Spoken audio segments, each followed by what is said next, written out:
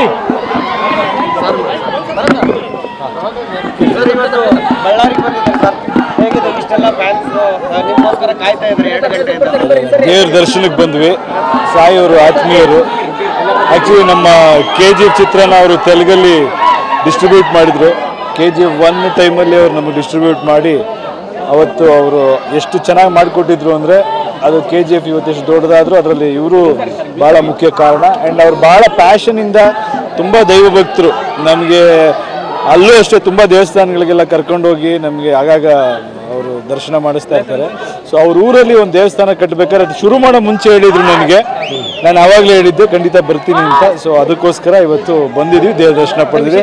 ಪೂಜೆ ಹೇಗಿತ್ತು ಸರ್? ಪೂಜೆ ತುಂಬ ಚೆನ್ನಾಗಿತ್ತು. ಕೂತ್ವಿ, ಏನು ದೇವ್ರ ಪೂಜೆ ಮಾಮೂಲು ಮಾಡಿದ್ರು, ನಾವು ದರ್ಶನ ಮಾಡಿದ್ವಿ, ಖುಷಿಯಾಗಿದ್ವಿ ಅಷ್ಟೇ. ಇನ್ನೊಂದು ನಿಮ್ಮ ಫೋಟೋ ವೈರಲ್ ಆಗ್ತಾ ಇದೆ ಬನ್ನಿ ಸಾಯಿ.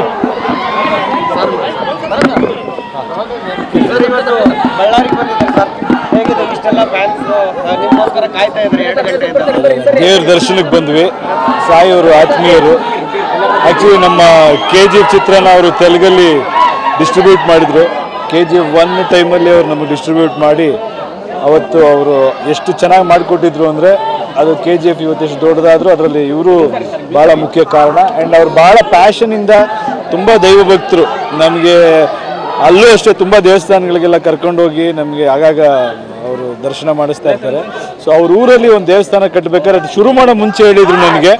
ನಾನು ಆವಾಗಲೇ ಹೇಳಿದ್ದೆ ಖಂಡಿತ ಬರ್ತೀನಿ ಅಂತ. ಸೊ ಅದಕ್ಕೋಸ್ಕರ ಇವತ್ತು ಬಂದಿದ್ವಿ, ದೇವ್ರ ದರ್ಶನ ಪಡೆದ್ವಿ.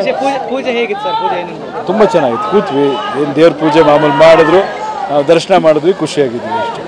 ಇನ್ನೊಂದು ನಿಮ್ಮ ಫೋಟೋ ವೈರಲ್ ಆಗ್ತಾ ಇದೆ.